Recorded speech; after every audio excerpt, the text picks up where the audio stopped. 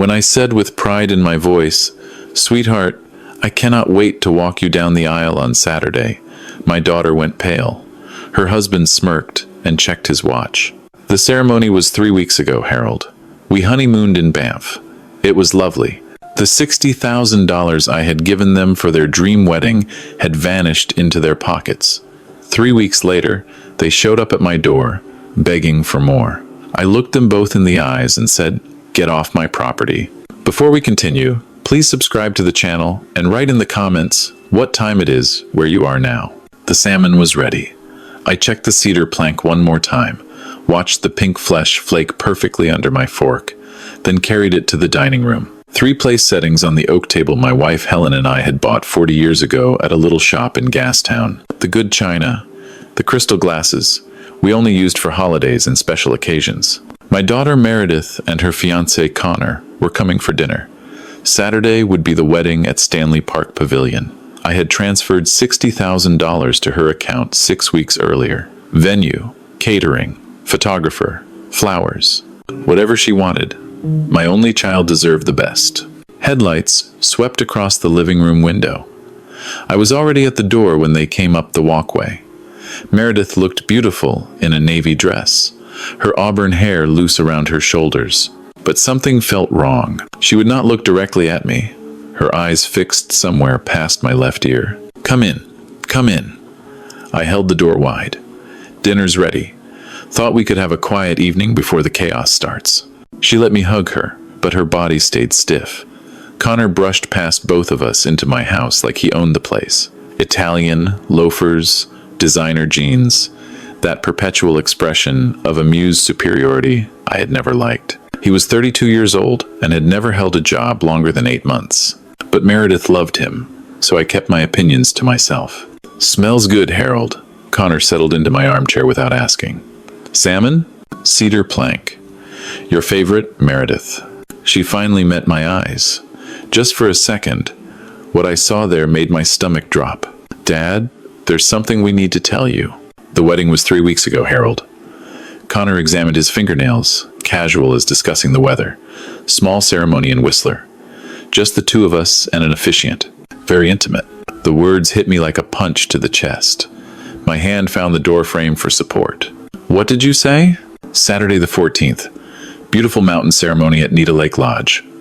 He pulled out his phone, scrolled through photos. "See? Meredith looked stunning." I stared at the screen. My daughter in a white dress I had never seen, standing before a snow-capped backdrop, marrying a man I had never trusted, while I sat at home believing the wedding was still 3 weeks away. "But I gave you $60,000 for the wedding, for Saturday."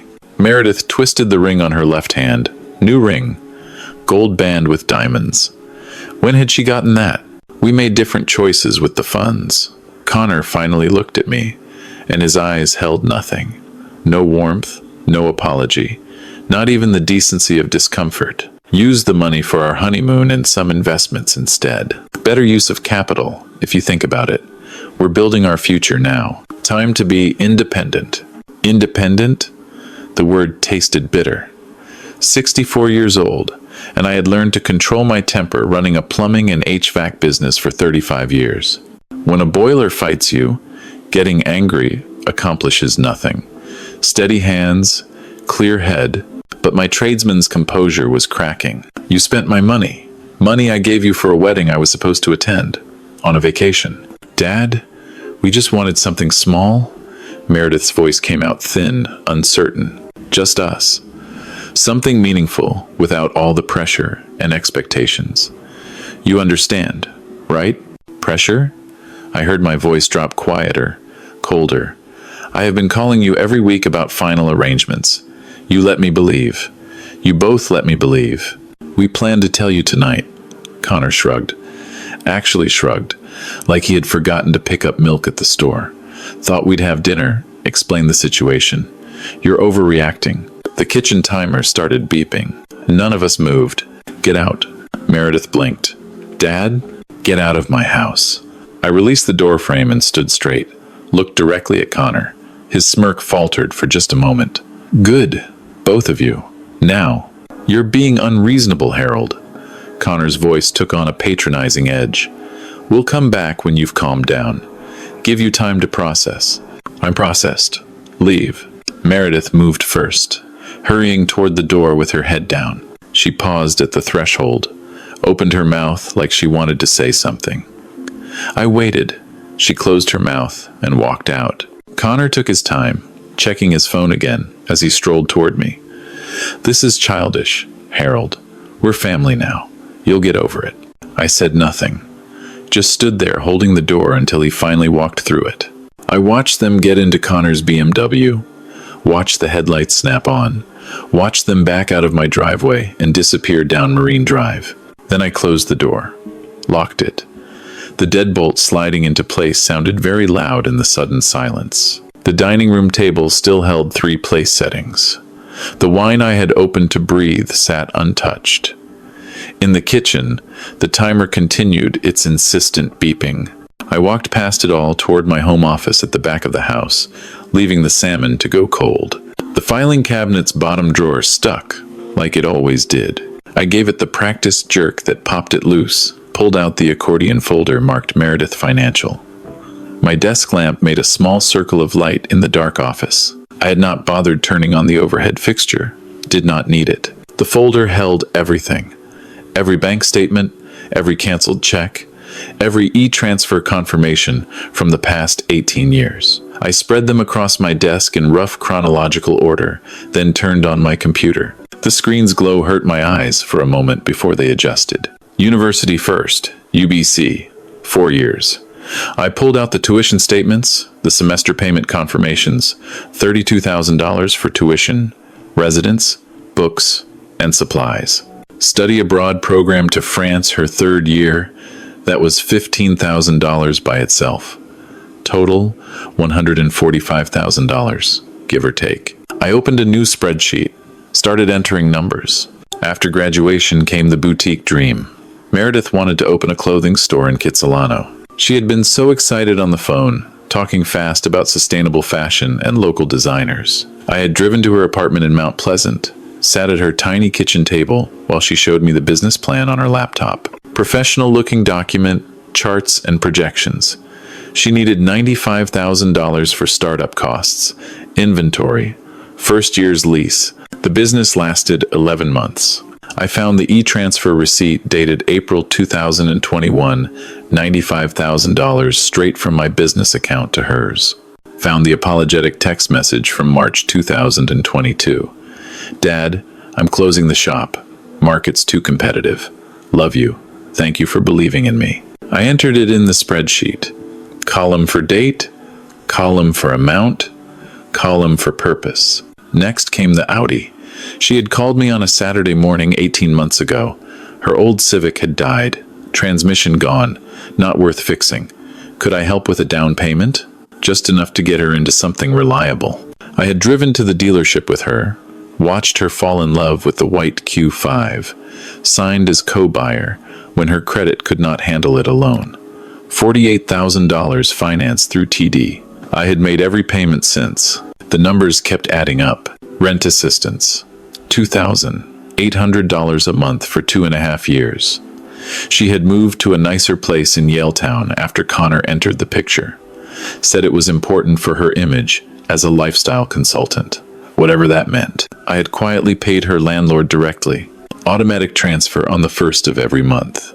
$145,000, plus $95,000, plus $48,000. I reached for my calculator. My coffee had gone cold in its mug, but I took a sip anyway. Tasted like rust. That's $288,000, plus rent at $84,000. That's $372,000. Then the wedding fund, $60,000. E-transferred to Meredith's account 6 weeks ago. Money that bought first-class tickets to Alberta and 3 weeks at a luxury resort I could not pronounce. I logged into my online banking, pulled up the joint account, the one I had set up 2 years ago after Meredith mentioned she worried about emergencies. What if something happens and I need money fast, Dad? Could we have a shared account just for security? Made sense at the time. My daughter needed safety. What father would not provide that? Current balance, $78,000, $934. I clicked on transaction history, started scrolling. May 3rd, withdrawal $6,000. Notation, business CM. May 17th, withdrawal $9,500. Notation, business CM. June 1st, withdrawal $7,200. Notation, business CM. CM, Connor Macpherson. My hand stopped moving the mouse. I just stared at the screen, watching the blue light reflect off my reading glasses. Every withdrawal since March carried those initials. Some smaller, $2,000 here, $3,000, $500 there. Others larger. The biggest, $15,000 on June 20th. I clicked back through 4 months of history, started adding up Connor's extractions from the account my daughter had access to. The account I had funded for her security, $52,000 gone, funneled through Meredith into Connor's pockets. Dad, Connor has an amazing cryptocurrency opportunity. Her voice played in my memory, bright and hopeful. That phone call in March, could you transfer some funds to the account? Just until his investment matures, 2 months tops. 2 months had turned into 4 months of systematic drainage. I pulled more files. Every document told the same story. Every email I had saved. Dad, you always said you'd support my dreams. Dad, I promise this time will be different. Dad, I'll pay you back when things stabilize. My legal pad sat blank beside the keyboard. I picked up a pen, started writing. Not emotions, not anger. Just facts, categories, and totals. Education, $145,000. Business investment, $95,000. Vehicle, $48,000. Housing, $84,000. Wedding fund, $60,000. Joint account withdrawn by CM, $52,000. Miscellaneous medical, travel, gifts, $12,500. Grand total, $496,5 Nearly $500,000. I sat back in my chair, removed my glasses, rubbed my eyes with the heels of my hands. Just once, I let myself feel the full weight of it. The betrayal, the calculated manipulation. My daughter, my only child, the little girl I had raised alone after Helen passed, had hollowed me out like rust eating through a copper pipe.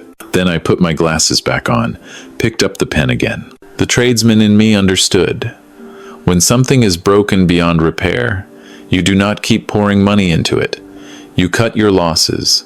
You salvage what is salvageable and let the rest go. New page on the legal pad.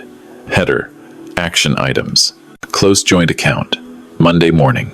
Remove Meredith from TD Access. Monday morning. Cancel automatic rent payment. Monday. Revise will. Schedule with lawyer this week. Remove Meredith as beneficiary. Life insurance. Retirement accounts. Business succession. Call Patricia Chen. Estate planning. I opened a new browser tab. Typed estate lawyers, Vancouver, BC. The search results filled my screen. I started clicking through, reading reviews, checking credentials. Opened another tab for trust lawyers, another for asset protection specialists. My browsing history grew.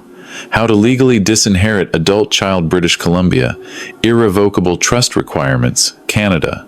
Protecting business assets from family claims. The clock in the corner of my screen read 3:47 a.m. I was not tired. My mind was working with a clarity I had not felt in years, each thought clicking into place like a perfectly soldered joint. Another page in the legal pad. I started listing names from the search results. Firms that specialized in family law, estate planning, asset protection. Next to each name, I wrote the earliest appointment time their websites listed. My phone sat dark on the desk. No calls from Meredith. No apologetic texts. No, Dad. Can we talk? She had made her choice. Chosen Connor. Chosen the money. Chosen to let her father believe in a wedding that never happened while she drained his accounts behind his back. I pulled up my email, started composing drafts. Subject lines only. To be finished in the morning when business hours started. Joint account closure request. Beneficiary change forms. Urgent estate planning consultation. Through the window behind my computer, The sky had started shifting from black to deep purple. Dawn coming. Vancouver waking up. The TD branch on Robson Street opened at 9. I had 5 hours to shower, dress, organize my documents. I looked at the legal pad, at the action items, at the browser tabs, still glowing with lawyer websites, at the spreadsheet showing $496,500 in a single damning column. You want independence? I said it quietly to the empty office, to the darkness, to the daughter who was not there to hear it. You'll have it. I saved the spreadsheet as evidence, XLSX, and started creating a new folder on my desktop. Time to treat this like any other business problem. Methodical, strategic, no emotion, just execution. The untouched dinner still sat on my dining room table. I could smell it from here. The salmon now cold and dry. I would deal with it later. Right now, I had work to do. The shower water ran hot enough to sting. I stood under it until steam filled the bathroom, until the tension in my shoulders started to ease. Through the frosted window, dawn light was breaking over the North Shore mountains. Monday morning, most people would be heading to work. I had business to conduct. I toweled off, dressed in the clothes I had laid out. Pressed gray trousers, white button-down shirt, the leather belt Helen bought me 20 years ago. When you are about to dismantle someone's financial access, you dress for it. The dining room table still held last night's disaster. Dried salmon, cold rice, the wine I had never poured. I scraped everything into a garbage bag, listening to the solid thunk of wasted food hitting the bottom. Ran the dishes under water, loaded the dishwasher. Each movement felt like erasing evidence of a crime I had not committed. My watch showed 8:42. The TD on Robson opened at 9. I poured coffee into my travel mug, grabbed my wallet and keys. The folder of bank documents sat waiting by the door where I had placed it at 5 a.m. Everything organized. Account numbers. Statements. The list of automatic payments I needed to cancel. Traffic was light heading downtown on the Granville Street Bridge. I did not turn on the radio. My mind was already running through the conversation I would have with the banking specialist.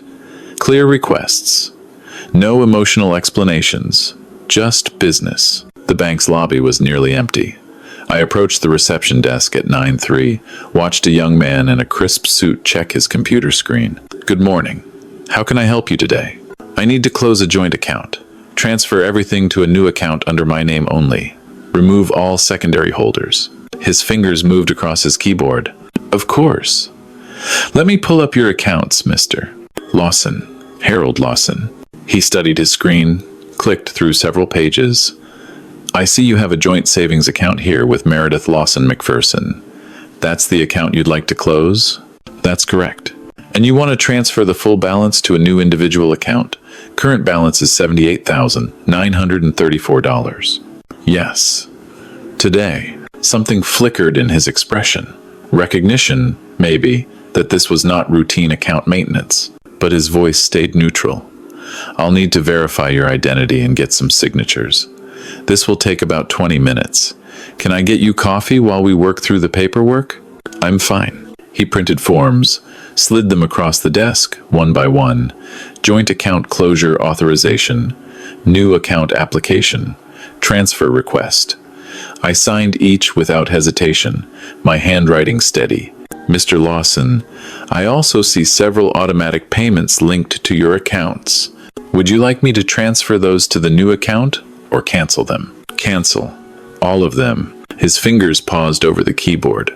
All automatic payments? Let me pull up the complete list. He tilted the screen so I could see. There's a monthly rent transfer for $2,800, an auto insurance payment for $380, and a credit card auto pay for $650. You want me to cancel these as well? Every single one. Effective immediately. Understood. More typing. These cancellations will process by end of business today. The account closure will be complete within 24 hours, but the funds will be available in your new account this afternoon. That works. He printed a final confirmation page, circled the new account number with his pen. You're all set, Mr. Lawson. Is there anything else I can help you with? That's everything. Thank you. Outside, The Vancouver morning was cool and gray. I sat in my truck for a moment. The folder of bank documents on the passenger seat now stamped with processing dates and confirmation numbers. First move complete. Patricia Chen's law office was 20 minutes away in a converted heritage building on West Hastings. I had used her for business contracts and lease agreements for the past 12 years. Solid lawyer. Discreet. I parked in the underground lot and took the elevator to the 4th floor. The receptionist recognized me immediately. Mr. Lawson, do you have an appointment this morning? No, but I need to see Patricia. It's urgent. She glanced at her computer screen, picked up the phone, murmured something I could not hear. She's just finishing with another client. She can see you in about 15 minutes if you'd like to wait. I'll wait. I sat in one of the leather chairs, looked at the framed diplomas on the wall. UBC Law School, Law Society of British Columbia, 20 years of practice. The kind of experience I needed. Patricia emerged from her office with another client, shook the man's hand, then turned to me. Harold, come on in. Everything okay with the business? The business is fine. This is personal. Her office had floor-to-ceiling windows overlooking the harbor. She gestured to the chair across from her desk, settled into her own. What's going on? I need to create an irrevocable trust. Everything I own goes to charity when I die. My daughter receives nothing. The words landed like stones in still water. Patricia leaned back, studied my face. Harold, that's quite a significant decision. Are you certain? These trusts can't be undone once executed. Perhaps a revocable trust would give you more flexibility if circumstances change. Irrevocable. I want it locked down. No way to change it. No way for anyone to contest it. Can you do that? She was quiet for a long moment. Can you tell me what happened? I gave her the essentials. The wedding that was not. The $60,000 spent on a honeymoon. The joint account systematically drained by Connor. The decades of support with nothing to show but empty accounts and emptier promises. Patricia made notes on her legal pad, her expression shifting from surprise to understanding. In British Columbia, you have significant freedom to dispose of your estate as you choose. But Harold, family members can sometimes challenge on grounds of undue influence or diminished capacity. There's also the Wills Variation Act. Adult children can petition the court if they feel they haven't been adequately provided for. Then make it challenge-proof. That's why I'm hiring you. I can do that. It requires careful documentation of your reasons. She pulled out a fresh intake form. Let's start with your assets. You mentioned your HVAC and plumbing business? Lawson Mechanical Services. 4 locations across Metro Vancouver.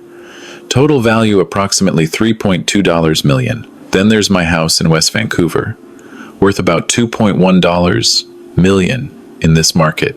Her pen scratched across paper. Retirement accounts? Life insurance? RRSP worth $520,000. Life insurance policy $300,000. All currently list Meredith as beneficiary. I need that changed. We'll handle that separately from the trust. Beneficiary designation changes are straightforward. She looked up. Have you thought about which charity you want as the trust beneficiary? Something related to trades education. Kids who want to learn plumbing, electrical, HVAC, but can't afford schooling. I'll leave the specifics to you. I know several established foundations in that area. I'll draft the trust with a charitable purpose clause. She made more notes. This will take time to do properly. Asset appraisals, foundation selection, document preparation. I'm looking at 3 to 4 weeks minimum. Whatever it takes. Get started today. I will. Patricia set down her pen, met my eyes. Harold, I have to ask, is there any chance of reconciliation? Sometimes family rifts. No chance. She nodded slowly. Then I'll make this ironclad. Give me 4 weeks. Back in my truck, I sat with the engine running and the heat blasting against the autumn chill. The folder from Patricia sat on top of the bank folder. My phone sat silent in the cup holder. No calls from Meredith yet. The account changes would not hit her radar until she tried to access the money. I pulled out of the parking lot and headed toward my flagship location on East Hastings. Monday was usually busy, but James would be there handling the service calls. Life continued. Work continued. Everything had changed, but nothing about my daily routine needed to shift. Not yet, anyway. The boiler in the commercial building on Burrard had been acting up since Thursday. I had promised the property manager I would have it diagnosed by Tuesday morning. Now, it was Tuesday morning, and I was examining the heat exchanger, checking for cracks. This was the work that made sense. Faulty valve? Replace it. Corroded fitting? Swap it out. Every problem had a solution you could see, touch, fix. Not like families. Not like daughters who cut you out of their lives while draining your wallet. My phone buzzed in my shirt pocket. I ignored it, adjusted the pressure gauge, checked the readings one more time. The phone buzzed again, then again. I wiped my hands on a shop rag, pulled out the phone. Meredith's name filled the screen. 9 missed calls. I stared at it, felt my jaw tighten, let it ring one more time. 2. Then I answered, "Dad, what's going on?" Her voice came through sharp, irritated, not apologetic, not remorseful, annoyed. I tried to use the card and it says the account is closed. Is there some kind of mistake? Can you call the bank? There's no mistake, Meredith. Silence on her end. Then, what do you mean there's no mistake? Dad, I need that account. I tried 3 different ATMs. I closed the account. You what? When? Why would you do that without telling me? I set down the wrench I had been holding, looked at the boiler waiting for me to finish the job. You're an adult now, 34 years old, married, time to be independent. Isn't that what Connor said? What are you talking about? You can't just, Dad, rent is due on Friday. We don't have enough in our account to cover everything this month. You always helped with we had an arrangement. We had a lot of arrangements. You arranged to get married without me. I'm arranging my finances without you. Seems fair. Dad, please don't do this. I know you're upset about the wedding, but this is... Her voice cracked now. The tears started right on schedule. This is too much. You're punishing me for... Give me that phone. Connor's voice, distant, then suddenly close. Listen, Harold, you can't cut off your daughter like this. We'll sue you for financial elder abuse in reverse. We had a reasonable expectation of continued support. My lawyer says we have grounds. You had a reasonable expectation of attending your own daughter's wedding. Life is full of disappointments. I ended the call, set the phone face down on my toolbox, picked up my wrench, returned to the boiler. It buzzed 3 more times in the next hour. I did not look at it. By noon, my phone showed 17 missed calls, voicemails piling up, text messages appearing one after another. I finished with the boiler, moved to a residential furnace replacement in Burnaby.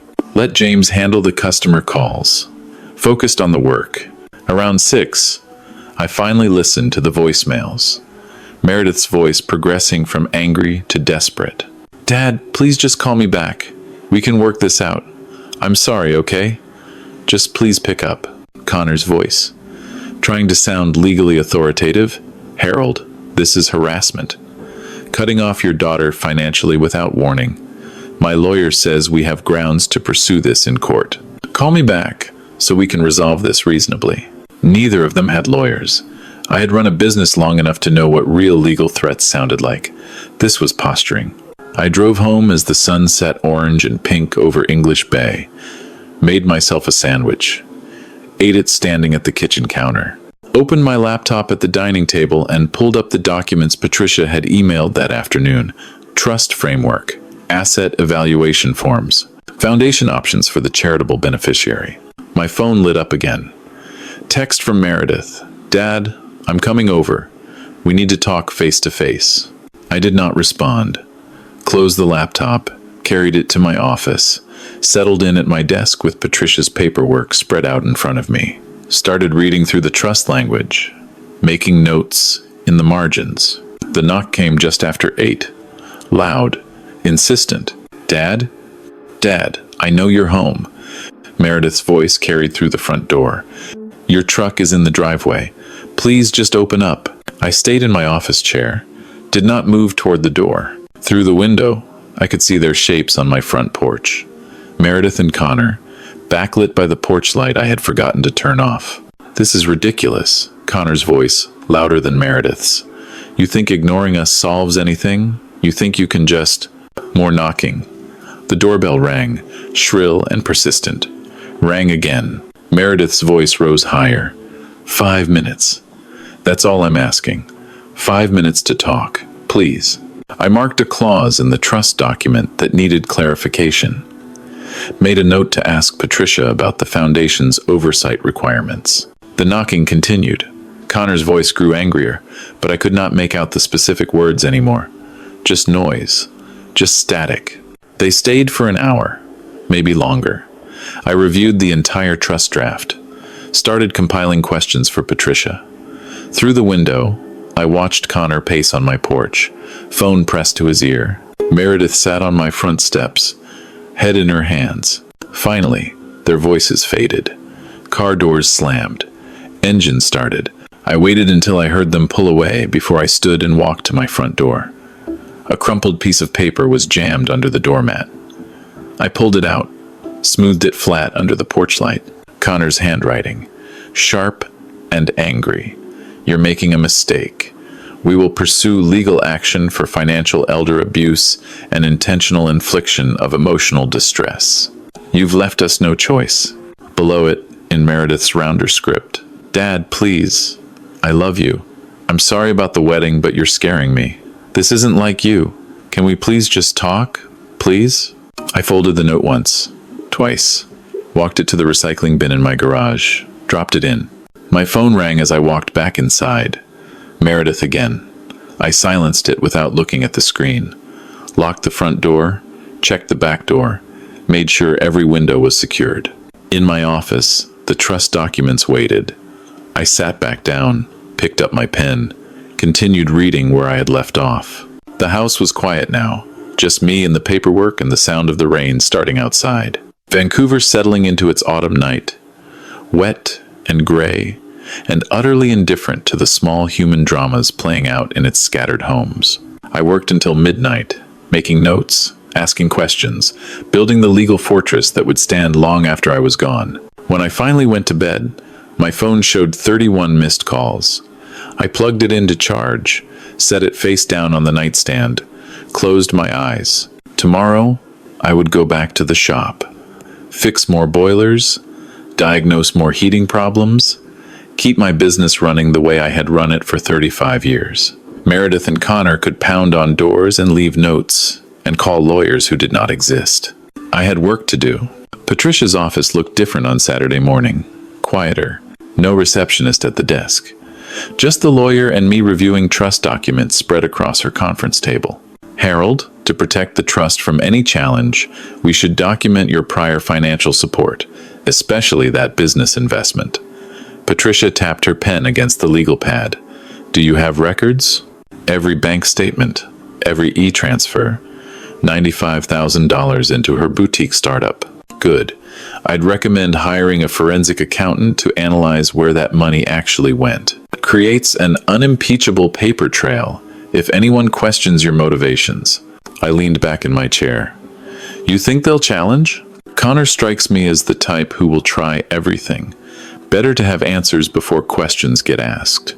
By Monday afternoon, I was sitting across from Daniel Wong in a coffee shop on Commercial Drive. Mid-40s. Wire-rimmed glasses. The kind of careful attention to detail I recognized from good tradesmen. We both knew how to trace problems to their source. Mr. Lawson, I'll need all documentation related to the business. Incorporation papers, account statements, expense reports. He pulled out a tablet, stylus ready. I'll trace every dollar and categorize expenditures as legitimate business costs versus other uses. How long? 4 to 5 days for a comprehensive report. I'll be thorough. I slid a folder across the table. Business plan Meredith had shown me 2 years ago. Bank statements from the startup account I had funded. Incorporation documents from the BC registry. Every piece of paper that proved I had believed in her dream. Daniel opened the folder, scanned the first few pages. I'll have results by Friday. The next 4 days felt stretched thin. I worked the shops, replaced a furnace motor on a carrier unit, diagnosed a failing compressor on a commercial chiller, supervised James while he tackled a complex retrofit.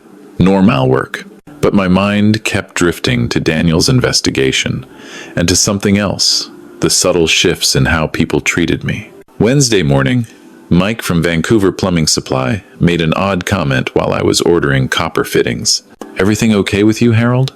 Heard you're going through some family troubles." I kept my voice level. "Nothing I can't handle." Sure, just checking in." But his tone carried something new: curiosity, judgment. Hard to say. Friday afternoon, my phone rang while I was finishing paperwork in my shop office. Daniel's name on the screen. "Mr. Lawson, I've completed the analysis. The findings are significant." He paused, choosing words carefully. "Of the $95,000 you invested, I can account for less than $11,000 in legitimate business expenses. The remainder appears to have funded personal lifestyle expenditures." My grip tightened on the phone. "Give me specifics."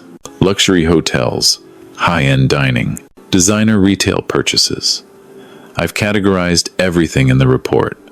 There's also a pattern of charges in Connor McPherson's name, despite him not being listed as a business partner or employee. Send me everything." The email arrived 10 minutes later. I opened the PDF on my computer, started reading. Website design, $1,800.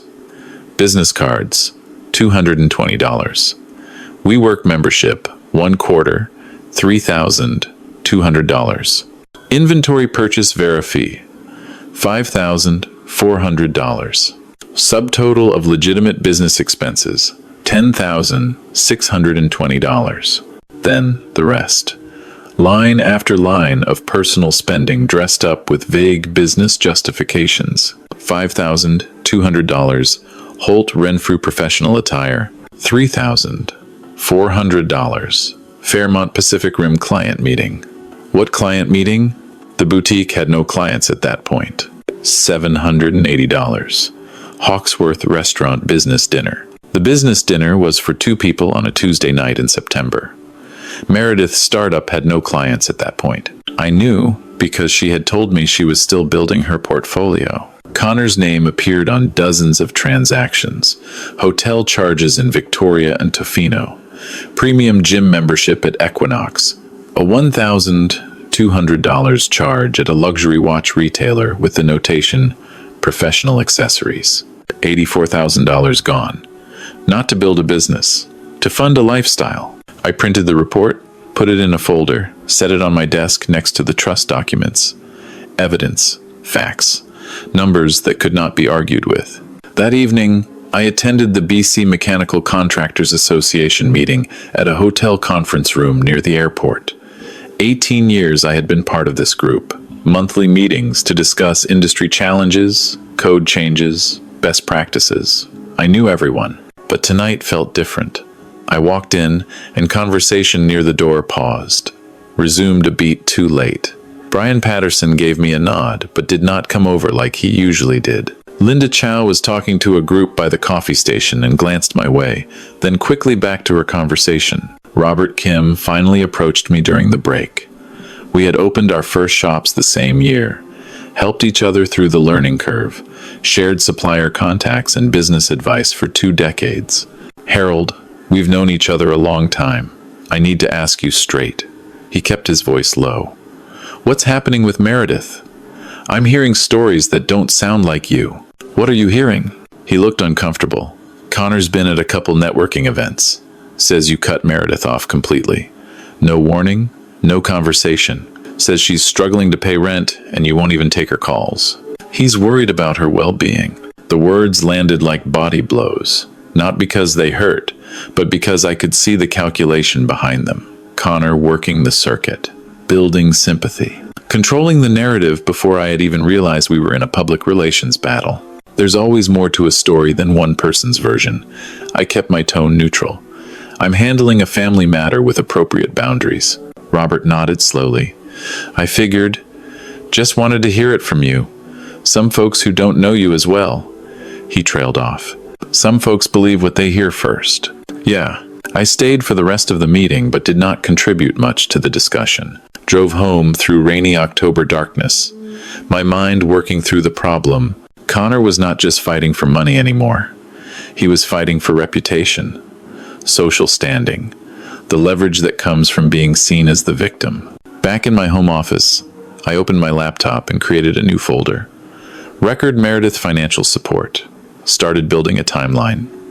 Every tuition payment, every rent check, every business investment, every promise to pay me back that evaporated into nothing. Daniel's audit report went into the folder. Bank statements showing the joint account drains. Email exchanges where Meredith asked for money with increasingly elaborate justifications. My phone lit up with a notification. Missed call from an unknown number. No voicemail. I stared at it for a moment, then went back to my documentation. If Connor wanted to control the narrative, he was about to learn that stories without facts are just noise. And I had all the facts. I worked until past midnight, organizing, cross-referencing, building the unassailable record of what had actually happened, not the emotional version Connor was selling, not the victim's story Meredith would tell. Just numbers, dates, and documents that could not be disputed. When I finally closed my laptop, the folder held everything. A complete financial history of my relationship with my daughter, reduced to spreadsheets and bank statements and audit reports. Tomorrow, I would call Patricia. We needed to talk about what came next. Thursday morning started with my hands inside a commercial refrigeration unit, checking the compressor. The temperature readings were all over the place, probably a faulty thermostat. My phone rang from the workbench. Patricia's voice came through tight. "Harold, we have a situation. Meredith and Connor have retained a lawyer, Morrison and Associates, mid-tier firm. They've sent a demand letter." I straightened up, wiped my hands on a rag. Demanding what? Restoration of financial support and a guarantee of inheritance rights. Claims you made oral promises that created a binding expectation. Through my shop's front window, I saw the mail carrier approaching. Hold on. The certified mail envelope had my name in bold letters. I signed for it, tore it open while walking back to my office. Official letterhead, 3 pages of legal language. I scanned the key phrases. Established pattern of financial support. Reasonable reliance. Verbal assurances regarding estate planning. Immediate restoration of monthly payments required. Patricia, I'm reading it now. Don't let it rattle you. Can you come by this afternoon, say 3 o'clock? I'll be there. I photographed each page, sent them to Patricia with a 2-word message. See you soon. The rest of the morning dragged. I tried to focus on the refrigeration unit, but my mind kept circling back to that letter. Connor's move, putting legal pressure, trying to force me into settlement talks, probably hoping I would rather pay them off than deal with lawyers and court filings. They did not know me very well. At Patricia's office, she had the demand letter on her screen, already annotated with notes in red. She looked more amused than concerned. Harold, can they actually force me to? No, absolutely not. She leaned back in her chair. British Columbia law is clear. You have testamentary freedom. Adult children have zero entitlement to parental support or inheritance. The Wills Variation Act allows challenges, but with proper documentation of your reasons, those challenges fail. Their lawyer knows this. Then why send the letter? Intimidation, hoping you'll settle to avoid hassle, or building a paper trail for public sympathy. She clicked to a new document. I'm drafting a response. It'll be polite, firm, and legally airtight. No obligation exists, no settlement will be offered. The trust proceeds as planned. I watched her type, occasionally reading phrases aloud for my approval. Under British Columbia law, adult children have no legal entitlement to financial support from parents. No doctrine of promissory estoppel applies to informal family discussions. Mr. Lawson has no legal obligation, moral or otherwise, to provide continued financial support. Perfect, I said. Patricia's fingers paused. She looked at me over her reading glasses. Legally, they have nothing. But Harold, you should know. Legal battles and public opinion battles are different. They can lose in court and win in the community. I'm not settling. I didn't think you would. Just be prepared for them to fight dirty in other ways. I drove home thinking about her warning. Got as far as my driveway before my phone started buzzing. Text messages, multiple people. I pulled them up. From Robert, heads up. Meredith posted something on Facebook. Pretty rough. From Linda Chow, Herald. Just saw something online. Wanted you to know. From James at the shop. Boss, you might want to check social media. I waited until I was home to open Facebook. Had not posted anything myself in probably 3 years. Just kept the account to stay connected with distant relatives and old customers. Meredith's post was at the top of my feed, shared by someone I vaguely knew. It's hard to write this, but I need to share my truth. My father has cut me off completely financially, emotionally, because I got married. 34 years of being his daughter. And when I chose love, he chose money. Rent is due. Bills are piling up, and he won't even answer my calls. I know parents don't owe their adult children anything legally, but I thought family meant more than that. I thought I meant more than that. To anyone going through something similar, you're not alone. We deserve better. The post had been up for 4 hours. Already had 280 reactions, 67 comments, a dozen shares. I scrolled through the responses. Parents who use money to control their kids are the worst. Stay strong. There's always two sides, but she seems genuinely hurt. My dad did the same thing. It's financial abuse. Document everything. Praying for you, sweetie. Your father will regret this someday. Carefully worded. No outright lies I could point to. Just framing, context. The things she left out, like the secret wedding, like Connor draining accounts, like $84,000 spent on luxury purchases while claiming to run a business. I set my phone face down on the kitchen counter. Did not comment. Did not message her. Did not defend myself in her comments section, where every word would be screenshotted and used against me. The next several days proved Patricia right about public opinion. Friday, a longtime customer named William came in for a furnace inspection. While I was processing his payment, he said, "Hey, I saw something about you and your daughter online. Hope everything's okay," with a look that said he was not sure everything was okay. "Family matters," I said. "Nothing to worry about." Saturday at the grocery store, a woman I vaguely recognized from business networking events gave me a look. Not hostile, but judging. Like she knew something about me now. Monday morning, a colleague sent me a private message. "Want to hear your side of what's on Facebook? Coffee sometime?" Each interaction was small, manageable, but they accumulated. By Monday evening, I felt like I was walking through Vancouver with a target on my back. Invisible to me, but obvious to everyone else.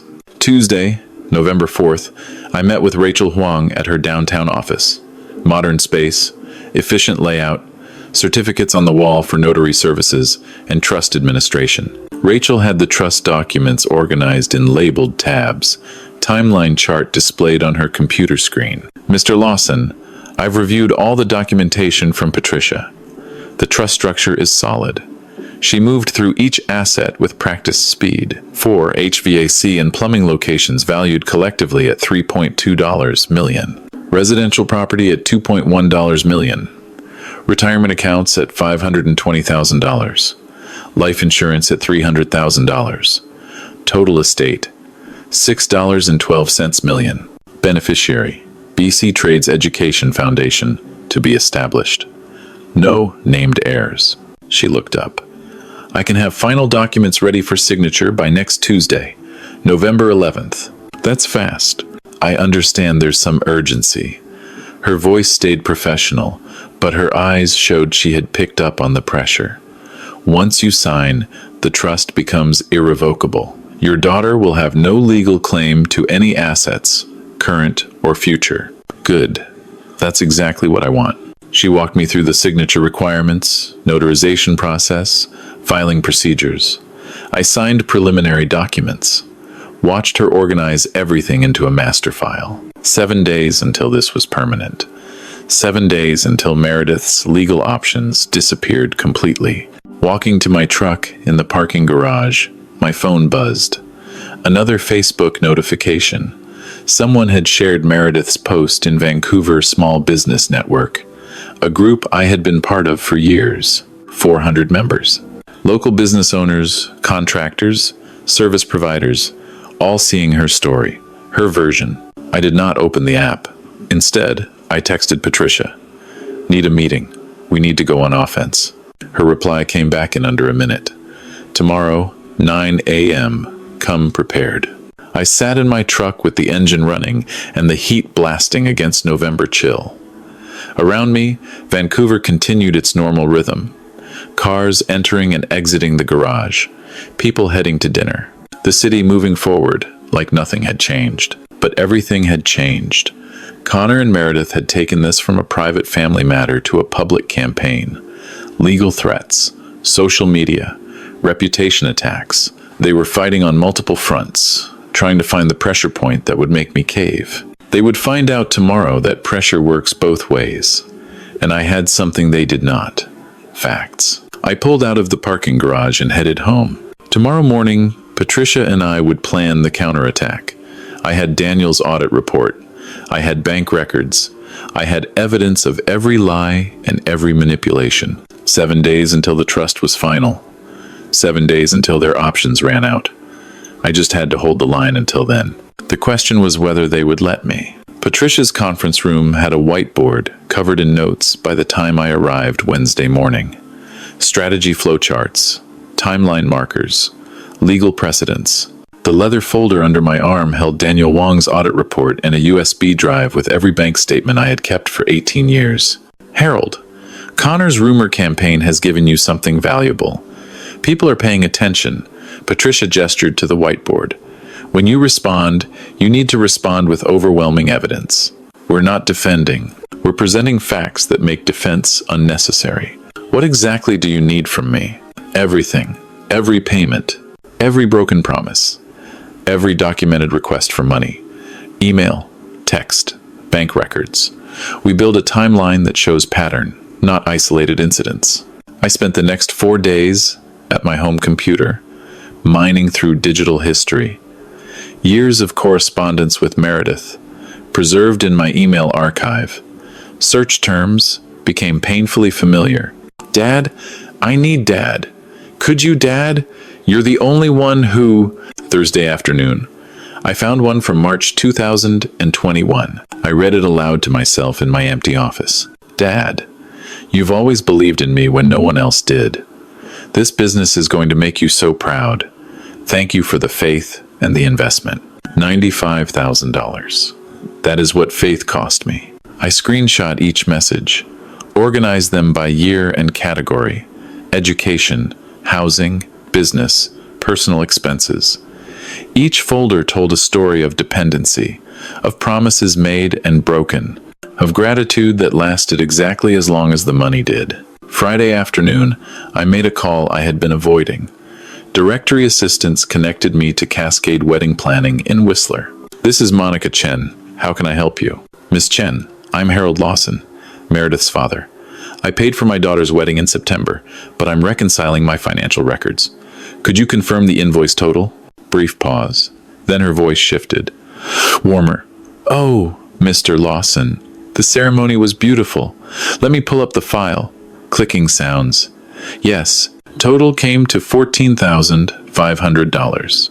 Venue, catering for 15 guests. Florals, officiant. $14,500. I provided $60,000. Do you know what happened to the remaining $45,500? Typically, with deposits, if the actual costs are less, we refund the difference to the couple. I believe we issued a check to Miss Lawson McPherson and Mr. McPherson for the balance. $45,500 refunded to them. I thanked Monica professionally, hung up, opened my credit card statements. Found the resort charges 3 days after the wedding. Fairmont Banff Springs, premium mountain view suite, spa treatments, private dining, golf packages. Total, $38,740. My wedding money spent on their honeymoon while I waited at home, believing the ceremony was still 3 weeks away. Saturday morning, Patricia called. My paralegal found something you should see. Can you come by Monday? In her office Monday afternoon, she spread credit reports across her desk. Legal access. Information I had rights to review due to accounts I had previously co-signed with Meredith. Connor MacPherson's financial profile. Patricia highlighted sections. CIBC. Visa. $16,400. American Express. $13,200. TD. $9,800. Capital One. $14,1. $53,500 in credit card debt. Long before he met Meredith. I studied the numbers. Connor MacPherson has a consistent pattern. Expensive tastes, insufficient income, mounting debt. Then suddenly, 20 months ago, his financial stress eases slightly. Why? I knew the answer. Because he found a new income source. My daughter. And through her, me. Patricia pulled out another document. Look at the dates on these charges. Many coincide with periods when Connor was supposedly investing in business opportunities through your joint account. I took the reports home, spread them across my desk with everything else. Bank statements, email correspondence, audit results, credit reports, wedding invoices. Then I built a timeline. October 2022. Connor appears in Meredith's Instagram photos. December 2022. First unexplained withdrawal from joint account, $5,800. Business consulting. March 2023. I invest $95,000 in Meredith's startup. April-September 2023. Steady drainage of joint account. Connor's name on transactions. His credit card balances stabilize slightly. September 2023. Secret wedding in Whistler. Honeymoon funded with my wedding money. It's not random, I said to my empty office. It's organized. He had planned this from the beginning. Identified a target. A woman whose father had money and a history of financial generosity. Isolated her gradually. Orchestrated the wedding exclusion to sever my connection while maximizing the financial extraction. Classic predator behavior, but applied to family relationships instead of stranger scams. I assembled 3 identical evidence binders. Blue folders for bank statements, green for email correspondence, red for business investment records, yellow for wedding expenses. Each binder had an index, page numbers, timeline summary up front. This was not emotional venting. This was a prosecutorial brief. 1 binder for me, 1 for Patricia, 1 backup in my safe deposit box at the bank. Monday evening, my phone rang. Harold, Patricia's voice. I got a call from a colleague. Connor and Meredith bought tickets to the BC Business Excellence Awards on Friday the 14th. They're going to be there. My hand tightened on the phone. That's my event. I've been a sponsor for 12 years. Exactly. They're trying to corner you in public. Probably force some kind of reconciliation scene where you look like the villain if you refuse. I looked at the evidence binders on my desk, thought about 3 weeks of rumors, social media attacks, legal threats, thought about Connor spreading lies while I stayed silent. What do you think I should do? That depends. Are you ready to go public with everything we've compiled? The question hung in the air. Was I ready? Ready to expose my daughter's betrayal in front of 200 business leaders? Ready to end any possibility of reconciliation forever? I thought about the wedding I had funded but never attended, the startup that funded luxury vacations, the joint account systematically drained while Connor pretended to be investing in their future, the Facebook post painting me as a cruel father, the demand letter threatening legal action for daring to protect my own assets. Yes, I said. Yes, I am. Then we'll need to coordinate with the hotel's AV team. If you're going to tell the truth, let's make sure everyone sees the proof. After we hung up, I sat at my desk looking at the binders. Tomorrow I would sign the trust, make the disinheritance permanent and irrevocable. Friday, I would face Connor and Meredith in public, with my community as witness. They wanted to control the narrative. They were about to learn that stories without facts are just noise, and I had all the facts. Rachel Huang's office was quiet Tuesday morning, just the 2 of us and her paralegal witnesses at the conference table. The trust document sat in 3 neat stacks, original and copies, tabs marking signature pages. Mr. Lawson, With these signatures, the Harold Lawson irrevocable trust is now fully executed and filed. Rachel pointed to the first signature line with her pen. Your assets are permanently designated for the BC Trades Education Foundation upon your death. I used my own fountain pen, the one Helen gave me when I opened my first shop. Page 1, Establishment of Trust. Page 2, Asset Schedule. Page 3, Beneficiary Designation. Page 4, Irrevocability Clause. Each signature was deliberate. Each one severed another thread connecting Meredith to my life's work. Rachel applied her notary seal with a heavy press. The embossing made a satisfying thunk. And there's no way to challenge this? In British Columbia, with proper execution, and given you're of sound mind, and given the documented reasons we've established, it's as bulletproof as these things get. Your daughter has no legal claim to any inheritance. Good. That's exactly what I wanted. The next 3 days crawled. Wednesday, I had my charcoal suit dry cleaned. Thursday evening, I met Patricia at a coffee shop near her office. Last chance. Harold. Are you absolutely sure you want to take this public Friday if the opportunity arises? If Connor tries to make me look like the villain in front of my community, yes, I'm ready. Then remember, facts only, no emotional attacks. Let the evidence speak. Don't call him a con artist, even if that's what he is. I won't, but I will tell the truth. Friday evening, I arrived at the Fairmont Hotel Vancouver at 6:15. The ballroom gleamed under crystal chandeliers. Round tables dressed in white linens. Silent auction displays lined the perimeter. Vacation packages. Restaurant gift certificates.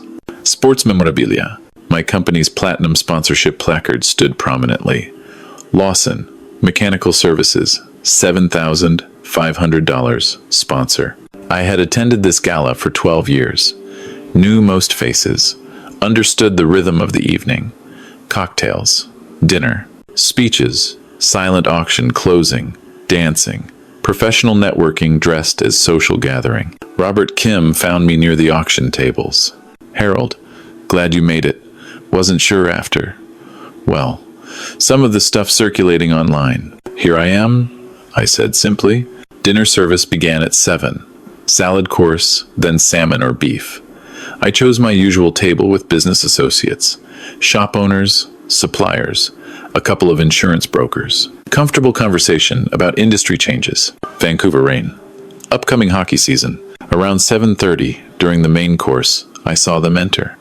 Connor in an expensive suit, Meredith in a designer dress. They scanned the ballroom like hunters tracking prey. Spotted me. Exchanged words. Took seats at a back table. Last-minute tickets. Nowhere near premium placement. They waited through salad. Through dinner. I felt their attention like heat on my neck, but did not turn around. Dessert arrived. Chocolate torte. The MC, a local TV personality, finished announcing silent auction closing times and stepped away from the small stage. Connor moved. He walked to the stage, took the standing microphone, tapped it twice. Feedback squeal. The room went quiet. I apologize for the interruption, but I need to address something important. I set my fork down carefully, wiped my hands with my napkin, waited. Many of you know Harold Lawson as a successful businessman, a contributor to this community. Connor's voice carried false humility. I know him as my father-in-law. His daughter, my wife, Meredith, is heartbroken. There's been a misunderstanding, a family disagreement that spiraled, and I'm asking, publicly, humbly, for healing. Harold, whatever happened, can we talk? Can we find forgiveness? He extended his hand toward my table. Every eye in the ballroom turned to me. The trap was sprung. Refuse, and I am the heartless father. Accept, and I validate their narrative. I stood slowly, buttoned my suit jacket, walked between tables toward the stage. The room held its breath. Connor handed me the microphone. He had no choice. Refusing would expose his manipulation. I looked out at 200 faces. Business leaders, friends, colleagues, people who had seen Meredith's Facebook post, heard Connor's rumors, wondered about the truth. Thank you for the unexpected opportunity to address this. My voice was calm. Connor mentioned family. Let me tell you about family. About 34 years of being a father. Behind me, the presentation screen flickered to life. Patricia had coordinated with the hotel's AV team. My timeline appeared. 1,992,024. Financial support provided. I paid $145,000 for my daughter's university education. $95,000 for a business startup that never actually operated.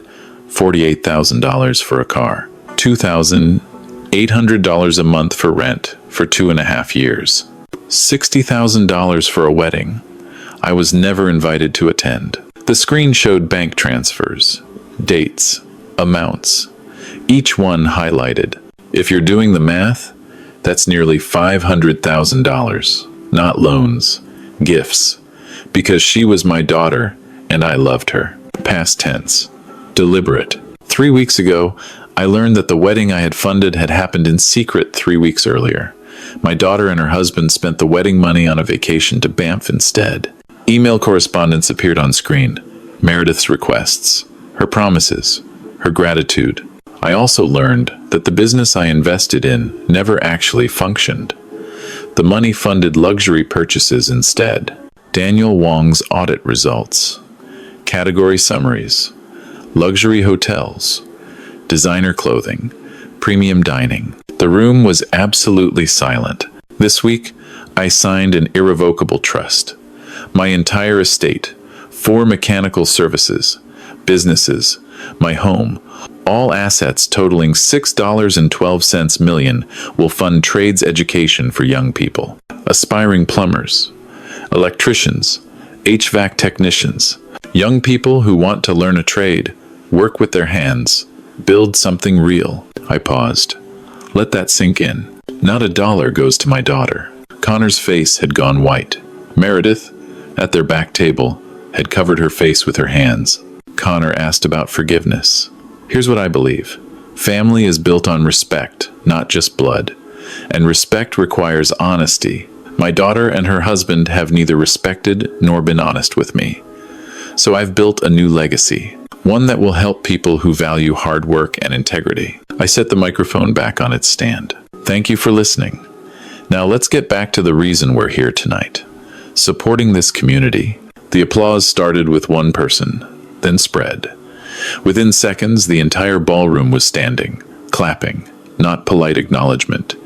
Genuine, sustained applause. I walked back to my table, did not look at Connor, frozen on stage, did not watch as Meredith and Connor moved toward the exit.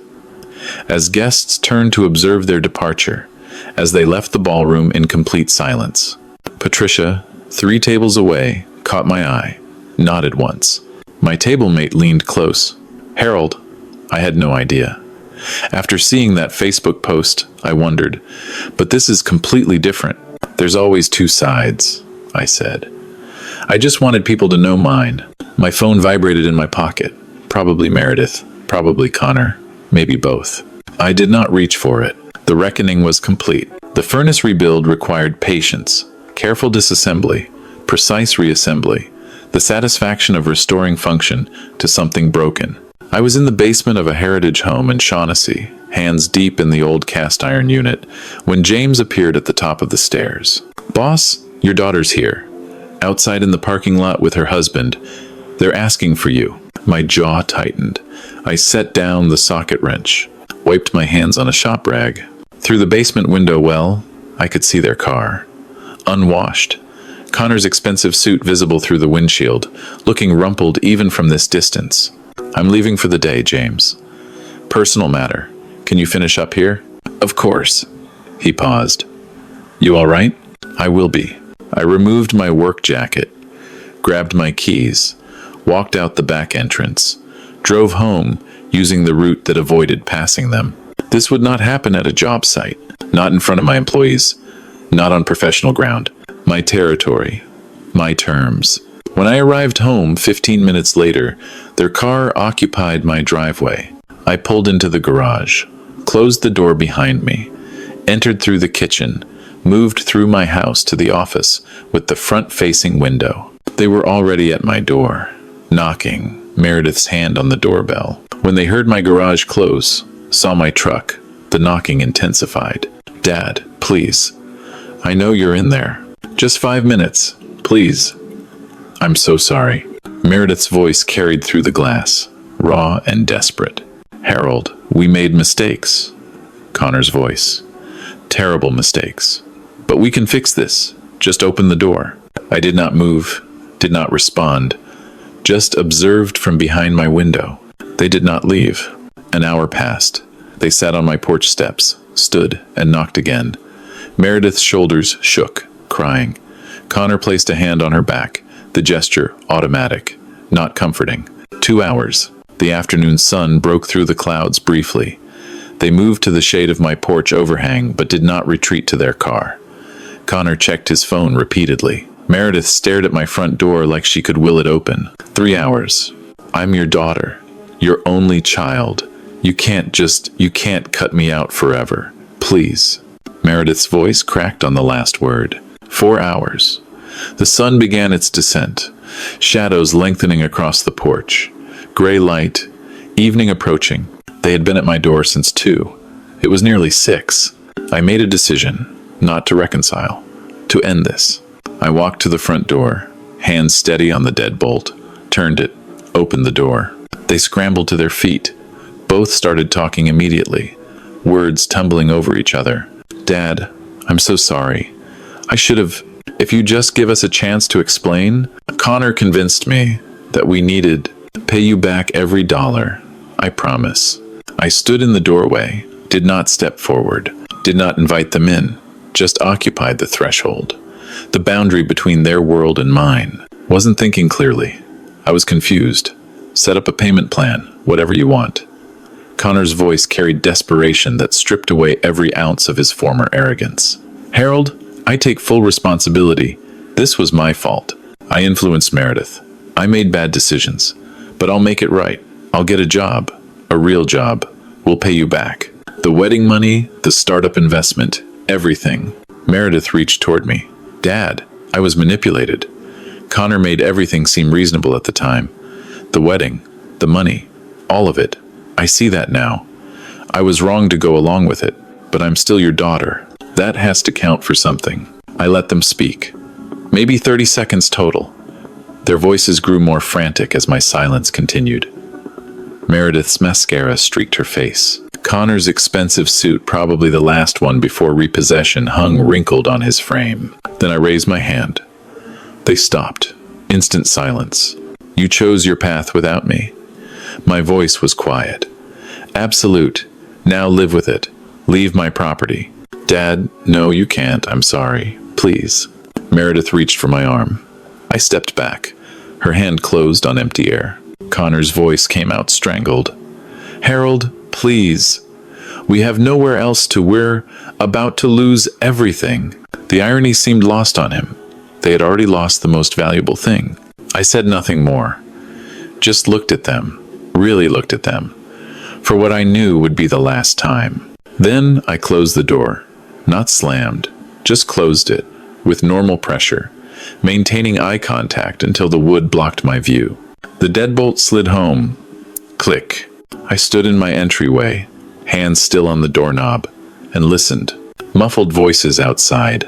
Meredith sobbing. Connor's low, defeated murmur. Footsteps descending porch stairs. I walked to my office window. Watched them return to their car. Meredith collapsed into the passenger seat. Did not close the door right away. Just sat there, bent forward. Connor walked around to the driver's side. Slowly. Got in. They sat in the stationary car for several minutes. Just sitting. Finally, the engine started. They backed out of my driveway. Drove away down the street.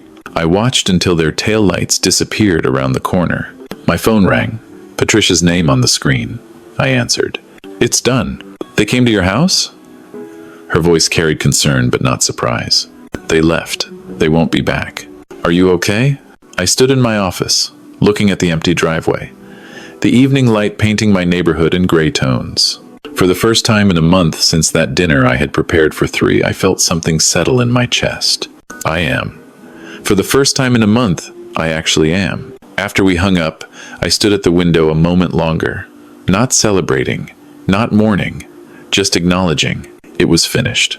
The reckoning complete, the boundary permanent, the consequences delivered. I turned away from the window and walked to my kitchen to make dinner. Sunday morning arrived quiet. I woke naturally. No alarm, no jolt of stress, just Sunday. Last day of November. Made coffee in my kitchen, stood at the window, watching morning light spread across the North Shore mountains. The tension that had lived in my shoulders for weeks was gone, not replaced by satisfaction or triumph, just absence of weight. My phone sat on the counter. Text from Patricia confirming our Monday meeting. Report from James about yesterday's job. Nothing from Meredith or Connor. I showered. Dressed in jeans and a flannel shirt. Sunday casual. Drove to Patricia's office on West Hastings. She had come in on a weekend just for this meeting. That said something about the woman. Harold, good news, though not surprising. She slid a document across her desk. Morrison and Associates sent a withdrawal letter Friday. Their demand for restored financial support and inheritance guarantees is officially dropped. I scanned the legal language. Essentially, we have no case. We're done trying. Leave us alone. They finally realized they had no case. They never had a case. Patricia smiled slightly, but sometimes people need to exhaust all options before accepting reality. She pulled out another set of papers. The BC Trades Education Foundation is officially incorporated. Board of Directors includes 2 representatives from BCIT, 1 from the Provincial Apprenticeship Board, and an independent financial advisor. Upon your death, the foundation receives all trust assets and begins operations. When do scholarships start? First awards could be distributed as early as 6 months after the trust transfers. Students learning plumbing, electrical, HVAC, tool and equipment grants, apprenticeship stipends. I thought about young people learning a trade, working with their hands, building something real. That's good. That's real. Thank you for handling all of this, Patricia. The trust, the foundation, everything. It's been my pleasure. She met my eyes. And Harold, you did the right thing. Not the easy thing, but the right thing. I shook her hand, took my copies of the documents, drove home, made a detour. Drove past my flagship shop on East Hastings, the original location I had opened in 1989, parked across the street. Engine idling, heat running against November chill. The building looked solid, professional. Lawson Mechanical Services in bold letters across the front. 35 years of work. 62 employees across 4 locations. Built from nothing, this would outlive me. Fund education for the next generation. That mattered more than blood inheritance. I pulled away after 5 minutes. Continued home. Spent the afternoon on my covered deck despite the rain. The glass panels and heater made the cold bearable. Mountains visible through the gray. Ocean in the distance. I sat in a comfortable chair with a book I had been meaning to read, but mostly just looked at the view. My neighbor Tom called over the fence. Beautiful day, isn't it? It is. Quiet. How's the mechanical business? Solid. I set down my book. Actually, my grandson Jerry. He's finishing high school next year. Thinking about trades, training. You still take apprentices? Always. Have him call me when he's ready. Will do. Enjoy your evening. Normal conversation. Ordinary life. No crisis. No battle. No strategy. Just a Sunday afternoon. Around 6, I went inside to make dinner. Grilled chicken. Vegetables. Simple. My phone rang while I was turning the chicken in the pan. Caller ID. Meredith. I looked at it. Let it ring. The chicken needed attention. The phone kept ringing. She would leave a voicemail, or she would not. Either way, I was not answering. After it went to voicemail, I set down my spatula, picked up the phone, stared at her name on the screen. Her photo I had never bothered to change. Held the power button. Slide to power off appeared. I slid it. The screen went dark. Not just silenced, not just ignored. Off. I set the phone back on the counter and finished making dinner. Ate on the covered deck as rain streaked the glass panels. Vancouver evenings were beautiful in their own gray way, the mountains disappearing into mist, the city lights beginning to glow through the drizzle. the harbor barely visible in the fading light. My phone sat on the deck table beside my tea, dark, silent. I did not miss it. 35 years I had been building my business. 34 years I had been Meredith's father. One of those things would continue mattering. The other had run its course. I thought about Patricia's question, what's next? Maybe I would travel. Never been to the Maritimes, despite living in Canada my whole life. Maybe I would expand the business. There was interest in a 5th location in Surrey. Maybe I would even date again someday. The future was open in a way it had not been for decades. Not because something good had happened, because something necessary had finished. The sky deepened from gray to charcoal to black. Rain continued its gentle rhythm on the glass panels above me. No anger, no regret, no satisfaction, just peace. I had raised my daughter the best I could, given her everything I thought she needed. She had chosen differently, made her decisions without me, then expected me to fund the consequences. That was not on me. I had protected what I had built, established boundaries, created a legacy that would help people who valued hard work and integrity. Young people learning trades, building skills, earning their own way. That was worth more than blood. The phone stayed dark on the table. I made no move to turn it back on. Did not need to. Everything that needed saying had been said. Everything that needed doing had been done. A ferry horn sounded in the distance, muffled by the rain. The ancient rhythm of the Pacific coast, indifferent to the small human dramas played out beneath its gray skies. I gathered my plate and glass, stood and carried them inside, locked the deck door, rinsed the dishes in the sink. Normal Sunday evening routine. Tomorrow, I would go back to work, fix heating systems, manage employees, run my business. The same life I had been living for 35 years, minus the weight of obligation to someone who had never valued it. I left the phone on the counter, dark and silent, walked to my bedroom, got ready for sleep. When I turned off the lights, the house settled into comfortable darkness. No tension waiting in the corners, no dread about tomorrow's phone calls, no wondering what fresh manipulation might arrive. Just a house, just a man, just another night. And in the morning, the rest of my life would continue. If you like this story, please like this video, subscribe to the channel, and share your impressions of this story in the comments. To listen to the next story, click on the box on the left. Thank you for watching.